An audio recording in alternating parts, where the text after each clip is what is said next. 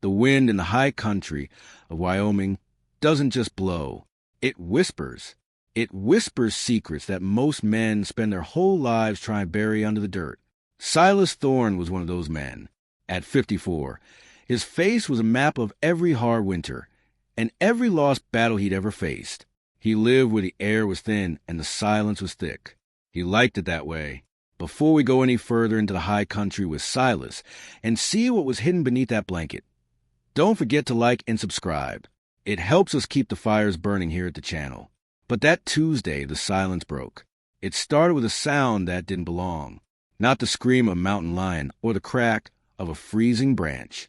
It was a sob, raw, jagged, the kind of sound a soul makes when it's finally run out of places to hide. Silas found her huddled against the north fence line, where the shadows of the pines grew long and cold. She was wrapped in a horse blanket, so filthy it looked like part of the earth. Her hands were raw, clutching at the wire like it was the only thing keeping her on this side of the living. When he stepped closer, she didn't run. She didn't have the strength left to run.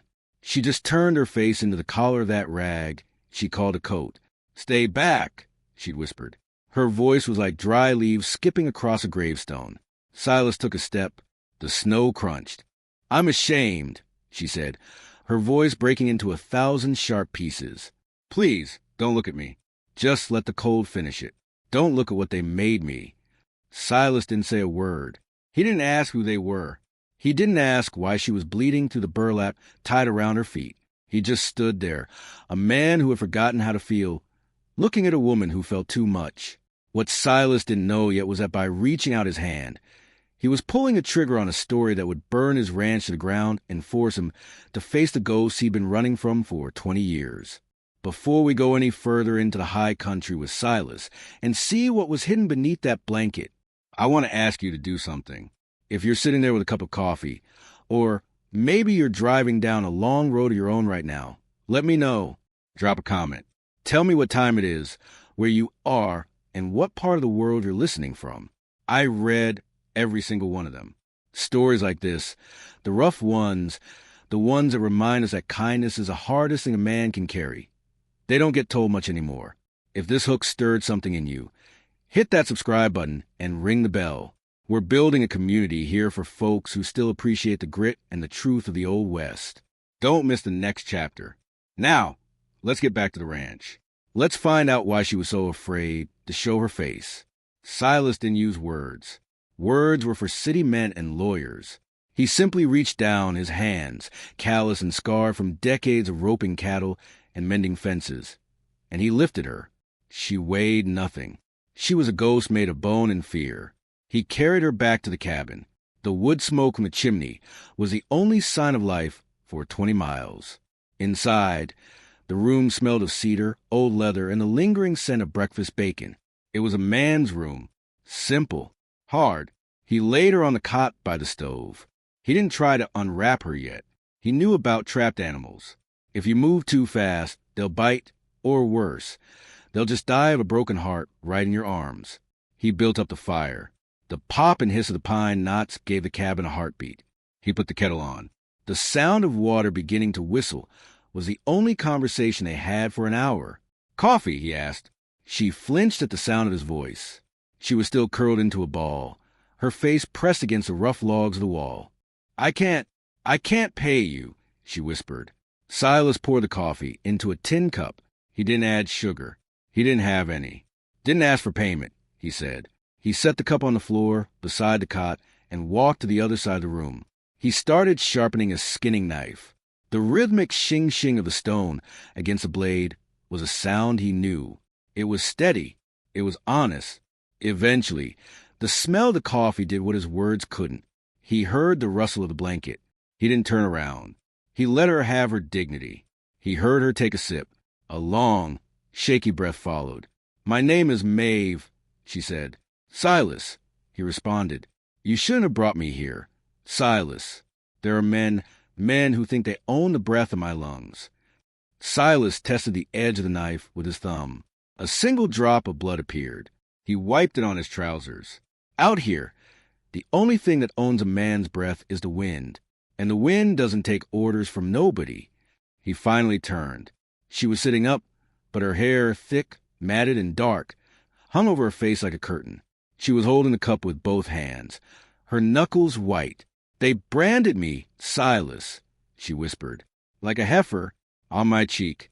So no one would ever look at me and see a woman. They'd only see a debt." Her voice dropped so low he could barely hear it. "I'm ashamed. Don't look at me. Please." 3 days passed. 3 days of shadows and half-whispers. Maeve stayed in the corner. She helped where she could, mending a torn shirt with fingers that shook, or peeling potatoes with her head bowed so low her chin touched her chest. She was a shadow in his house. Silas watched her. He saw the way she jumped when the wind rattled the shutters. He saw the way she looked at his shotgun over the door, not with fear of the gun, but with a strange kind of hope. On the 4th morning, the sun hit the snow with a brightness that hurt the eyes. Silas was sitting at the table, a map of the territory spread out before him. He needed to go into town for salt and grain, but he knew he couldn't leave her. Not yet. May was standing by the window, watching the trail. "They're coming, aren't they?" she asked. Silas stood up. He walked over to her. He didn't stop until he was standing right in her space. She tried to turn away, the old shame rising up like a tide. "Don't," she sobbed, putting her hands up to hide her face. "It's ugly, Silas. It's all I am now. A mark, a scar." Silas didn't listen. For the first time in 20 years, he felt the heavy iron in his chest start to melt. He reached out. His hand was large enough to cover her whole face, but he was gentle. He placed his thumb under her chin. "Look at me, Maeve," he said. "No, look at me." Slowly, with a resistance that felt like pulling teeth, he lifted her chin. He saw it then. On her left cheek, just below the eye, a jagged, angry mark had been seared into the skin. It was a letter V, for Vance, Elias Vance, the man who owned the silver mines 3 valleys over. A man who thought people were just tools to be used until they snapped. The scar was puckered and red. It ruined the symmetry of her face. It was meant to be a badge of ownership, a sign of a broken woman. Silas looked at the scar. He didn't flinch. He didn't pull back in disgust.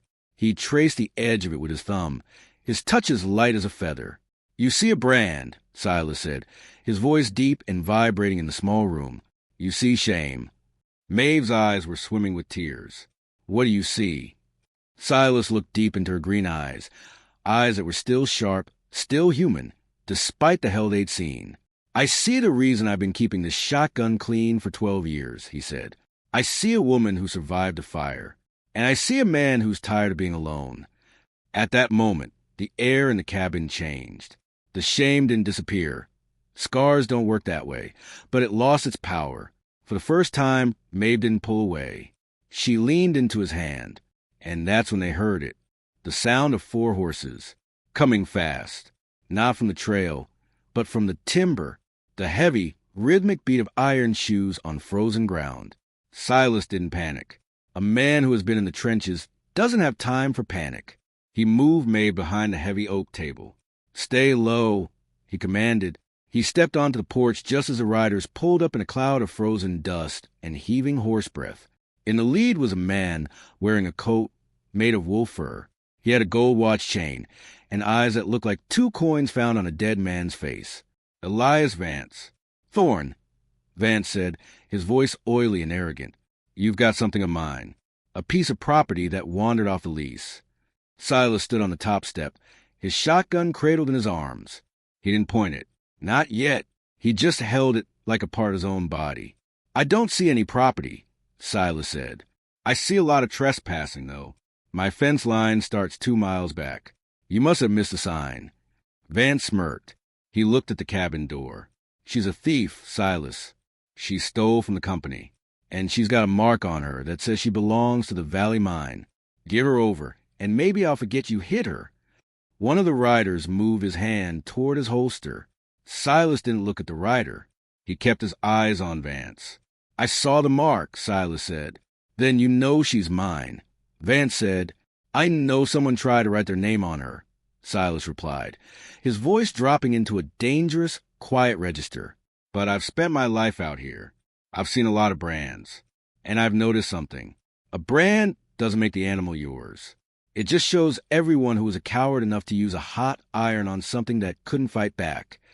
Silas shifted the shotgun. The click of the safety being thumbed off sounded like a cannon in the cold air. "She's staying," Silas said. "Now, you can ride back to your mines and pretend you're a big man. Or you can find out if that wolf skin is thick enough to stop a load of double-up buckshot." The tension was a physical weight. The horses sensed it, shifting and blowing steam. Vance looked at Silas. He saw a man who had nothing to lose and a woman he was willing to die for. That's the most dangerous kind of man in the West. Vance spat into the snow. "You're an old fool, Thorne. You're trading your life for a ruined girl." "I'm trading my silence for my soul," Silas said. "Start riding." Vance hesitated, then jerked his horse's head around. "This isn't over. No one keeps what belongs to me." "Then come back with more men," Silas called out as they turned. "I've got plenty shells." The dust settled. The riders became specks on the horizon, then disappeared into the gray Malvern Mountains. Silas stayed on the porch for a long time. He watched the wind pick up, swirling the snow into little dervishes. He felt the cold, but for the first time in years, it didn't feel like it was inside him. He felt a hand on his arm. Maeve was standing there. She wasn't hiding her face anymore. The V was there, stark and red against her pale skin, but she held her head up. "He'll come back," she said. "Let him," Silas replied. He looked at her, and he realized his life had changed in a way no gunfight ever could. He wasn't just a rancher anymore. He wasn't just a hermit waiting for the clock to run out. "Maeve," he said softly. "Yes, Silas." "The coffee's getting cold, and we got work to do if we're going to survive the night." She smiled. It was a small thing, crooked because of the scar, but it was the most beautiful thing Silas had ever seen. Healing doesn't happen all at once. It's not a miracle. It's a choice. It's the choice to lift your chin when the world tells you to hide. It's the choice to stand in the doorway when the wolves come knocking. So, let me ask you this as we leave the ranch tonight. Have you ever had a scar that made you want to hide from the world? Have you ever felt like you were property of your past? Maybe it's time you did what Silas did. Maybe it's time you looked at shame in the eye and realized that the mark doesn't define the soul. It just shows where the fire was. If this story meant something to you, don't forget to like and subscribe. It helps us keep the fires burning here at the channel. And remember, out here in the West, the stories don't end. They just keep riding. Take care of yourselves. We'll see you on the next trail.